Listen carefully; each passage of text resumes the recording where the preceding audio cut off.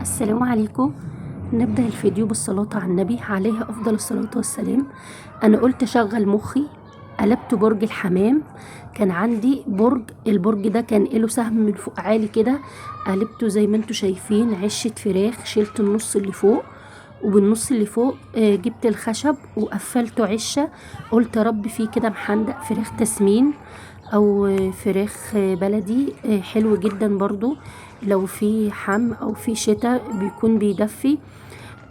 طبعا انا قلت مش هسيبه كده، قفلته حلو جدا بالستاير. الفراخ دي انا كنت مربيها في البلكونه عندي في البيت. بس خلاص احنا كل سنه وانتم طيبين، دخلنا على فصل الصيف. الجو بقى حر جدا، ما ينفعش اسيب الفراخ في البلكونه العشه قصيره. غير كده متقفلة قوي جدا، وهتلاقي درجة الحرارة الشمس بتطص فيها من كل مكان.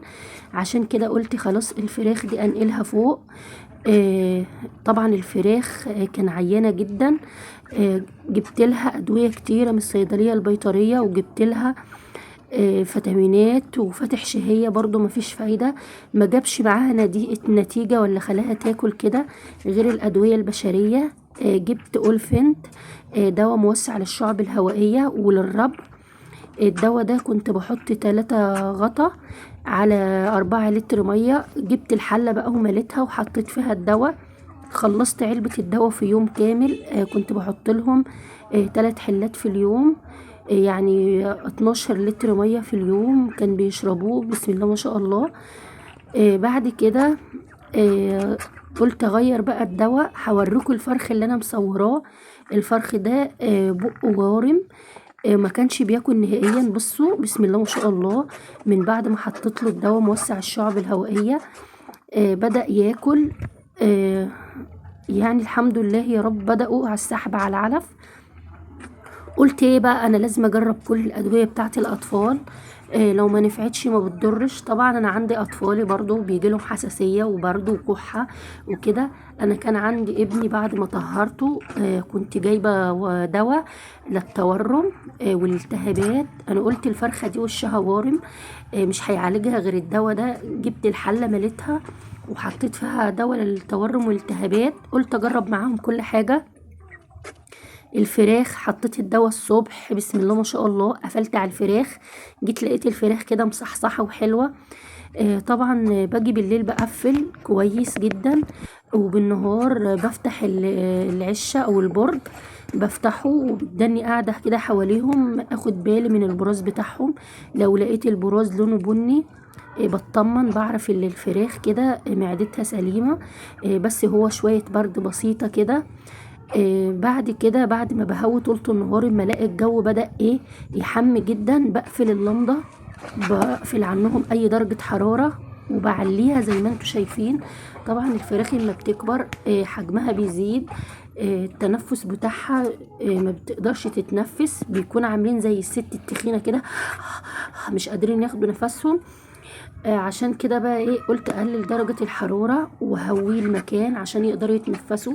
الفراخ كان عينيها تعباها وكان بتدمع. قلت لا، التهوية اهم من الاكل.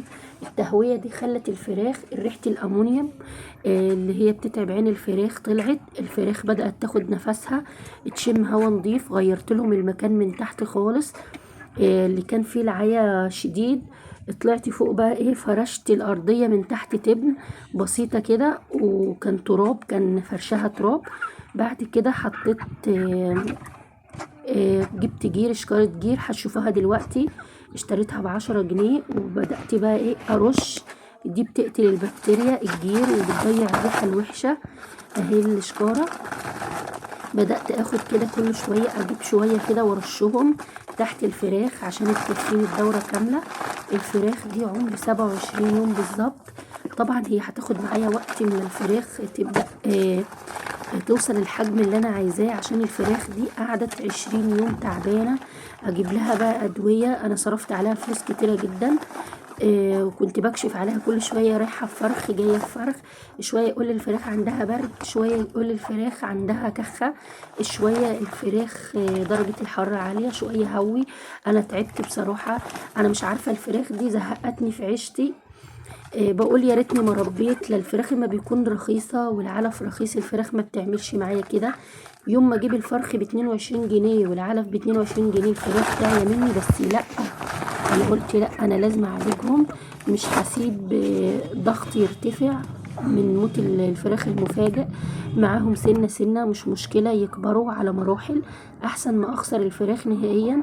بدأت شوية بشوية كده احط لهم، طبعا املي لهم العلافة علف بس يكون منضفاها الاول. وبجيب لهم بالسقاية احط فيها مضاد فيروسات، او في دواء كده لونه اسود، مطرح توم وبصل. الدواء ده غالي، بيقولوا بيزود حجم الفراخ، انا معرفش اسمه بالظبط. ده جايباه من الصيدليه البيطريه. وبقيت بقى اجيب الادويه البشريه، مسكت التلاجة كلها فرست الادويه اللي فيها. طبعا بصيت الاول على مده الصلاحيه. بعد كده دواء موسع للشعب الهوائيه حط حله. تاني يوم الاقي دواء للبرد احط حله. تالت يوم بقى ايه، لقيت دواء للتورم احط. بس والله العظيم تصدقوا الفراخ بدأت تتحسن معايا وبدأت تاكل. يعني الأدوية البشرية كده أثبتت لي اللي هي أفضل 1000 مرة من الأدوية البيطرية، شديدة وبتجيب من الآخر وبتريح وأرخص. بروح أجيب شوية الدواء كده من الصيدلية البيطرية، ألاقي الكيس ب20 جنيه. ده على علبة دواء ب15 جنيه أو ب20 جنيه.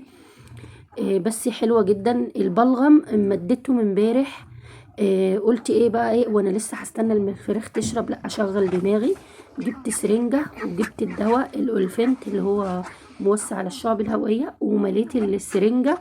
مسكت كل فرخة اديتها نص سنتي كده في بقها. الاقي الفرخة ترجع البلغم كلاكيع بلغم من على صدرها، والفرخة كده تهز راسها كده وتروح تشرب وتاكل. قلت لا، حاجة حلوة دي. بس عملتها مرة واحدة، بعد كده عطشتهم جامد. خليت الفراخ اكتر من ساعتين عطشانين، بحيث اما احط المية والدواء الفراخ تكبس مرة واحدة وتشرب، وانا معاهم للنهاية. ونفس طويل ان شاء الله باذن الله، وان شاء الله ربنا هيبارك لي فيهم. ما تيأسوش، هي تربية الفراخ مملة في لما الفرخ بيعيا. بتتعبي عشان خاطر تعالجيه. وبالذات النفس، لو عندك فراخ ما تخليش حد يشوفهم. لو حد شافهم صدقيني هتتعبي. وهيجيلهم نفس كده في وشهم في جسمهم. حتى الفراخ تيجي تاكلهم ما يكونش ليهم صنف المعنى. حافظي على بيتك وحافظي على اولادك وفراخك. خلي حاجتك دايما سر، مش كل حاجة يا فلانة انا جبت فراخ، ده انا جبت 20، انا جبت 30 يا فلانة، انا جبت كذا. انا ما صورتش الفراخ دي لما الفراخ خلاص جابت اخرها بدأت تعيا مني، قلت هي كده كده خربانة. هداري ايه. يلا ما تنسوش بقى تشتركوا في حبايبي واللايك المتين. سلام عليكم.